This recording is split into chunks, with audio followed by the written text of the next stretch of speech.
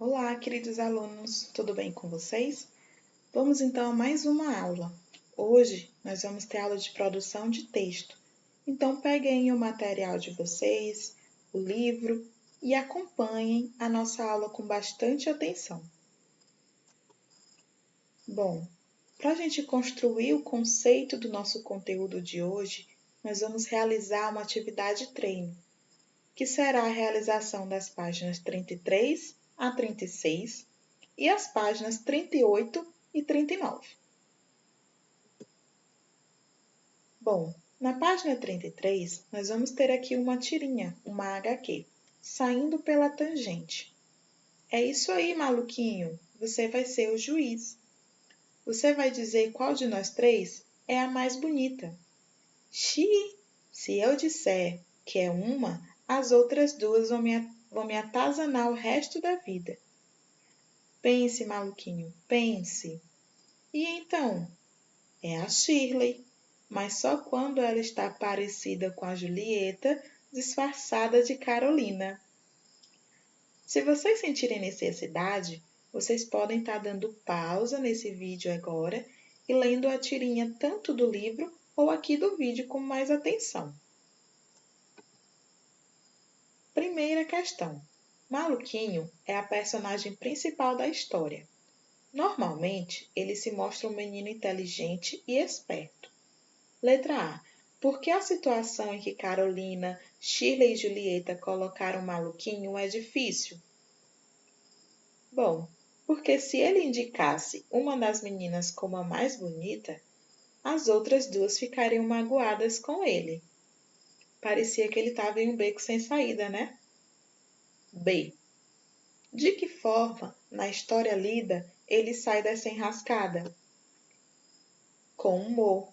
Ele consegue responder às meninas sem desagradar a nenhuma delas. Ou seja, como dito no enunciado da questão, ele é muito inteligente e esperto, né? Segunda, em geral, o título das histórias em quadrinhos é divertido e se refere de maneira indireta ao assunto narrado. Letra A. O que geralmente significa a expressão sair pela tangente? Vocês já ouviram essa expressão? Se vocês já ouviram, vocês podem então registrar aí no livro de vocês o que significa. Se não ouviu, você pode estar perguntando para alguém aí da sua casa, algum responsável, a uma pessoa mais velha, né, ou uma pessoa mais experiente que você. Se ninguém aí sabe, você vai descobrir agora. Sair pela tangente significa escapar de uma situação difícil sem ser atingido. Ou seja, escapar ileso. B. O título é adequado à história? Por quê? Se sim, você vai dizer o porquê. E se não, você também deverá dizer o porquê. E aí, o que é que vocês acham?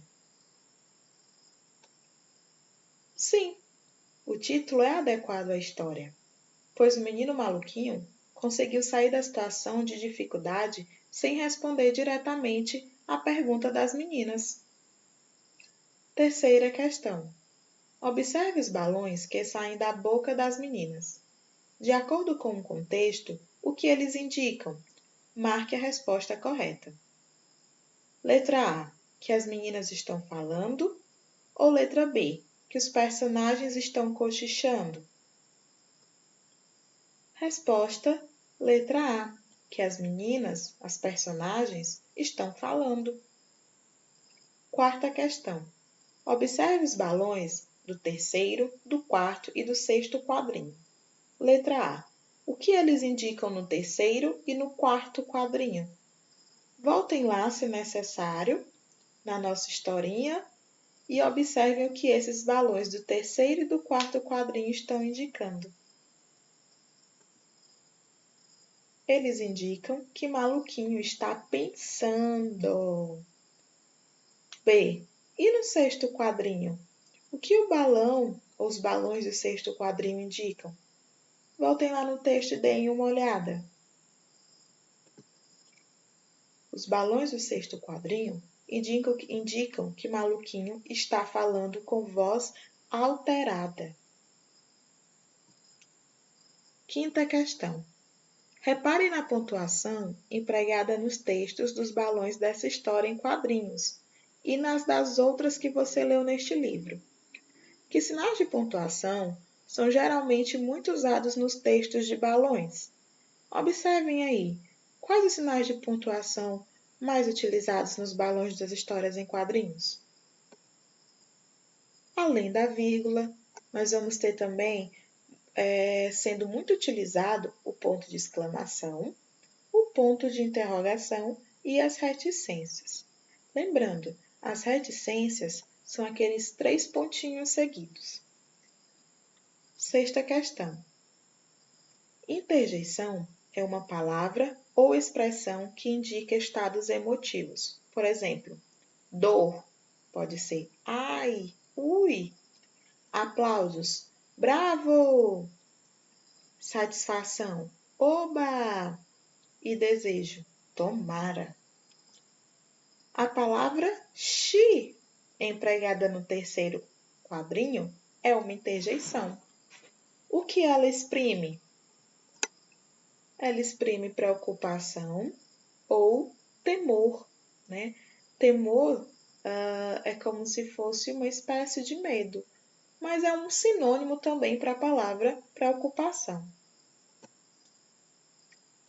Bom, na página 33, nós vamos ler um pouco e compreender um pouco sobre a linguagem dos quadrinhos. Vamos lá? Nas histórias em quadrinhos, conforme já vimos, geralmente as linguagens verbal e visual estão associadas. A linguagem verbal costuma aparecer nos balões, nas legendas ou letreiros, nas onomatopeias ou nas interjeições. Lembrando, a linguagem verbal é aquela que vai utilizar a palavra, seja a palavra escrita ou a palavra falada. Já a linguagem visual ou a linguagem não verbal, e eu prefiro trabalhar com a não verbal, tá? Com esse termo não verbal. A linguagem não verbal, ela vai utilizar outras formas de comunicação sem ser a palavra. Então, ela vai se comunicar, ela vai utilizar cores, gestos, sons e desenhos. Então, nas histórias em quadrinhos, nós vamos ter uma linguagem que nós chamamos de mista. É aquela linguagem que vai utilizar tanto a linguagem verbal como a não verbal. A linguagem verbal vai aparecer nos balões, ou nas legendas, ou onomatopeias, ou interjeições, já que eles usam a palavra. E a não verbal, a parte não verbal, vai ser através dos desenhos, das cores. Mas afinal, o que são esses balões das histórias em quadrinhos e como eles são classificados? O balão é um elemento característico dos quadrinhos. Ele contém texto ou imagens, sinais de pontuação ou símbolos e muda de formato dependendo do que se deseja expressar. As falas, os pensamentos ou as emoções, como surpresa, alegria, raiva, medo, cansaço, das personagens. Há vários formatos de balão. Os mais comuns são os de fala, que apresenta todo o contorno em linha contínua, e o balão pensamento, que apresenta o rabicho em forma de pequenas bolas. Mas existem outros tipos de balão, como o balão cochicho, feito com linhas pontilhadas, que transmite a ideia de que a personagem está falando baixinho, e o balão grito, que geralmente tem um contorno tremido e traduz irritação, espanto e horror. Veja os exemplos. Bom, isso aqui eu não tirei lá do nosso livro. Eu busquei na internet, porque ele traz uma ideia mais completa. Então, vocês podem dar pausa nesse vídeo e ir observando os tipos de balões e a classificação deles.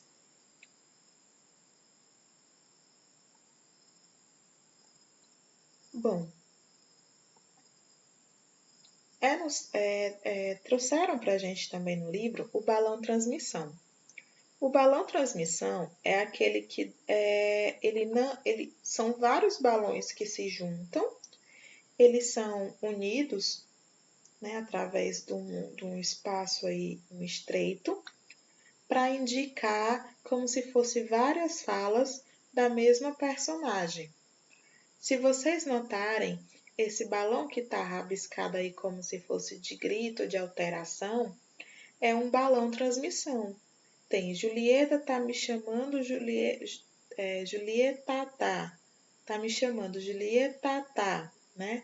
E aí vai até o A. Entre uma fala e outra, nós temos a onomatopeia bip aí dentro desse balão de transmissão. O que são as onomatopeias e as interjeições? Nas histórias em quadrinhos, as onomatopeias acrescentam sonoridade às imagens. É comum a utilização de duas ou mais onomatopeias para expressar o ruído de um mesmo fenômeno. Pum, bonk, tum, toim, para batidas e socos. Ou uma única expressão, ou uma única para expressar o som de vários objetos. Trim, para indicar toque de telefone, de despertador ou de campainha. As interjeições também aparecem em grande número nas histórias em quadrinhos e têm o papel de expressar emoção, como viva, que é felicitação, ai, ui, que é dor, coragem, eia, que indica animação, arre, irra, impaciência, ou ó, olá, alô, psiu, psite, ps, que indica apelo ou chamamento.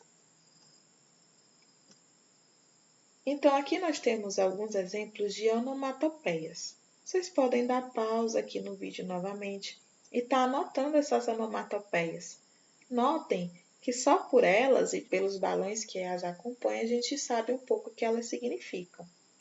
Do lado esquerdo, nós vamos ter as onomatopeias mais utilizadas em HQs, digamos assim, de super-heróis, tá?